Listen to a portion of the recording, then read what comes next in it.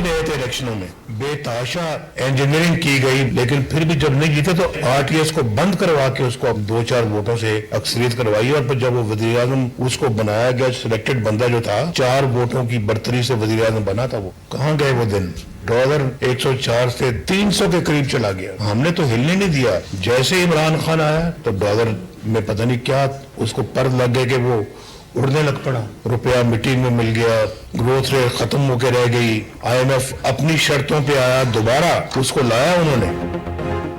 नए पाकिस्तान और तब्दीली का नारा फ्रॉड था। 2018 के इंतखाबात में इंजीनियरिंग की गई, आरटीएस बिठाकर इलेक्शन जितवाया गया।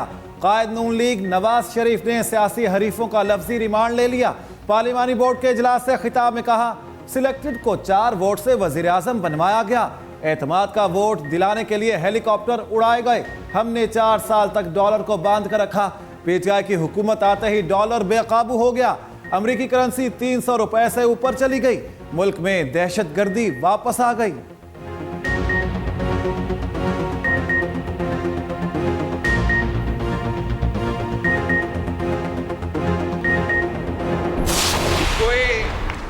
अपने आप को अमीर अल मोमिनीन बनाना चाहता तो कोई और मुल्क को टाइगर फोर्स में तब्दील करना चाहता। इस तरीके से हम नहीं चल सकते।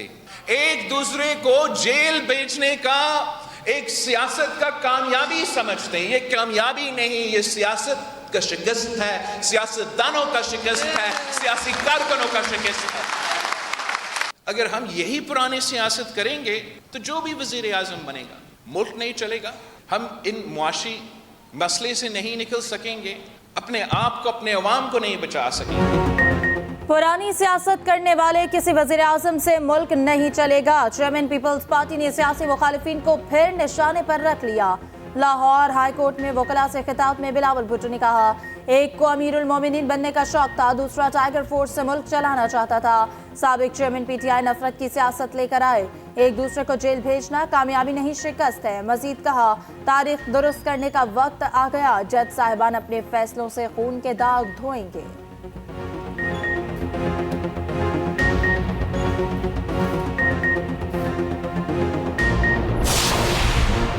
इंतखाबात में कोई रुकावट बर्दाश्त नहीं करेंगे। सुप्रीम कोर्ट का एक और बड़ा फैसला जारी। बलूचिस्तान हाई कोर्ट का हल्का बंदियों से मुतल्लिक फैसला मुअत्तल। कायम चीफ जस्टिस ने रिमार्क्स दिए कि आम इंतखाबात के बाद हल्का बंदियों से मुतल्लिक अपीलें दोबारा सुनेंगे। जस्टिस अत्थर मिनल्लाह ने कहा, नक्शे देखने का काम हाई कोर्ट का नहीं, इलेक्शन कमीशन का है। हम इंतखाबात में ताखीर का कोई चांस नहीं लेना चाहते। जस्टिस मंसूर अली शाह बोले, मामलात को आम इंतखाबात के बाद दोबारा टेकअप करेंगे।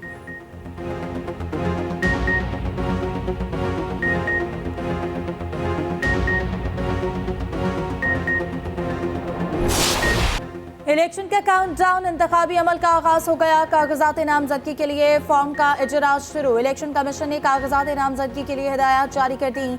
उम्मीदवार के लिए 3 साल का इनकम टैक्स रिटर्न मुंसलिक करना लाजमी होगा।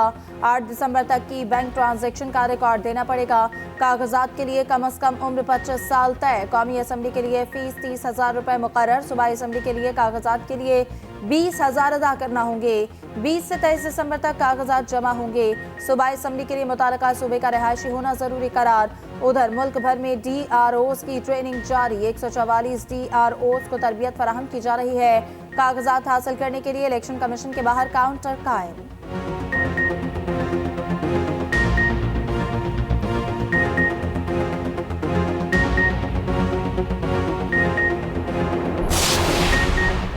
पाकिस्तान बार काउंसिल का इलेक्शन कमीशन और चीफ इलेक्शन कमिश्नर पर शदीद तहफ़्फ़ुज़ात का इजहार।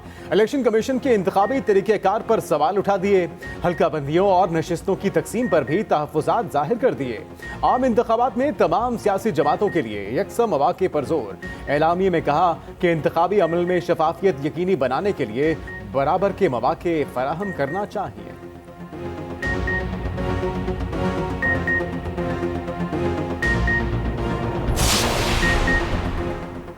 बल्ले का निशान लेने से हॉर्स ट्रेडिंग शुरू हो जाएगी। चेयरमैन पीटीआई बैरिस्टर गोहर ने खदशात जाहिर कर दिए। कहा, समझते हैं डिप्टी कमिश्नर और इंतजामिया गैर जानिबदार नहीं। तहरीक इंसाफ मुल्क की सबसे मकबूल जमात है। सबसे ज्यादा शफाफ पार्टी इंतखाबात हमने करवाए।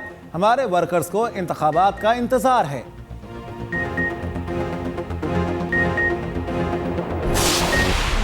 मैं सोई हुई थी, आज फिर ख्वाजा आसफ ने मेरे घर पर हमला कराया। ये देखो, मेरा दरवाजा तोड़कर मेरे अंदर दाखिल हो गए। कोई मुझे जोर को करके, अपना टॉर्चर करके अपनी मनमानी नहीं मरवा सकता। हथकड़ियां मुझे लगाओ, मैं हथकड़ियां और जेल में भी जाकर इलेक्शन लड़ूंगी। आज फिर ख्वाजा आसिफ ने मेरे घर पर हमला करवाया। उस्मान डार की वालिदा का इल्जाम। चीफ जस्टिस पाकिस्तान के नाम वीडियो पैगाम कहती है, चीफ जस्टिस साहब, एक 70 साला बेवा की आपसे अपील है, मेरे घर का दरवाजा तोड़कर दाखिल हुए, मुझे ज़दोकोब किया, मुझे इंसाफ दिया जाए। हर सूरत इलेक्शन लड़ूंगी, कोई तशद्दुद करके बात नहीं मनवा सकता।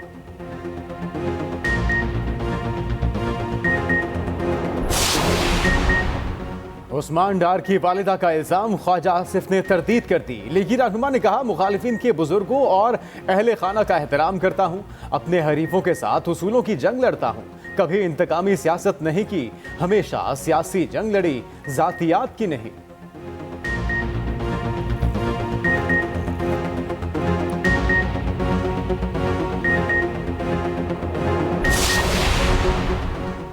इंतखाब जीतने वाले उम्मीदवारों की तलाश। नून लीग के पार्लिमानी बोर्ड का 13वां इजलास।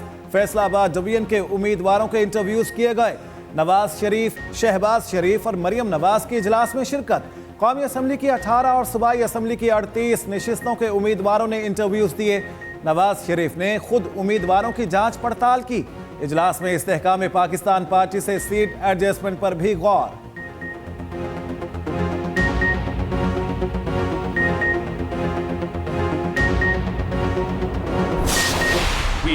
पाकिस्तान में आज़ादाना मुनसिफाना इंतखाबात की हिमायत जारी रखेंगे। तर्जुमान अमरीकी महकमा खारजा मैथ्यू मिलर की प्रेस ब्रीफिंग। कहा, हम पाकिस्तानी सियासी जमातों से मुताल्लिक कोई पोजीशन नहीं लेते, पाकिस्तानी अवाम के मुंतखब करता तमाम सियासी रहनुमाओं से बात करते हैं। पाकिस्तान अमरीका का बड़ा नॉन नेटो इत्तेहादी है, इलाकाई सलामती और दिफाई ताउन पर शराकत के मुंतज़र हैं।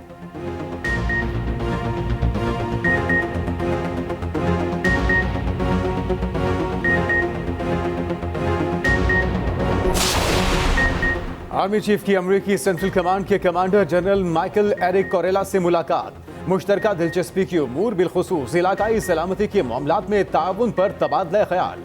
आर्मी चीफ ने सेंटकॉम जॉइंट ऑपरेशन सेंटर का भी दौरा किया।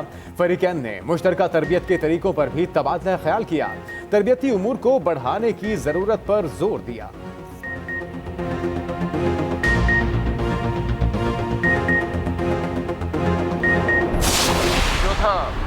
साल मुकम्मल हुआ है, 5वां साल जारी है इस केस का।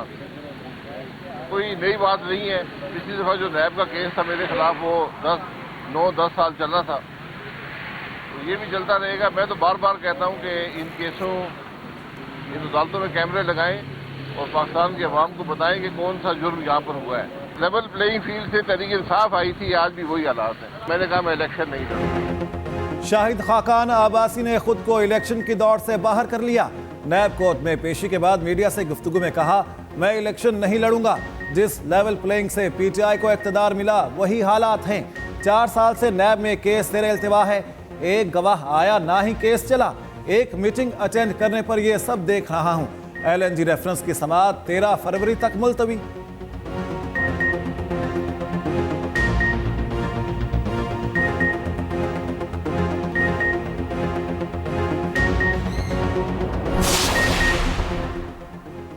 पीपल्स पार्टी रहनुमाओं को आइंदा हुकूमत मखलूत नजर आने लगी। फारूक एच नाइक ने कहा कि लगता है मखलूत हुकूमत बनेगी। हुकूमत किस जमात की होगी ये वक्त तय करेगा। आइंदा वज़ीर आज़म आवाम के लिए काम करे तो कोई हाथ नहीं लगा सकेगा।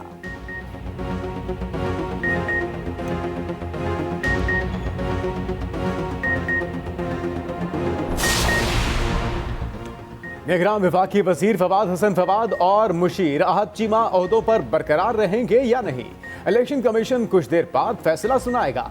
वकील सैयद अजीजुद्दीन काकाखिल ने दरखास्त दायर की।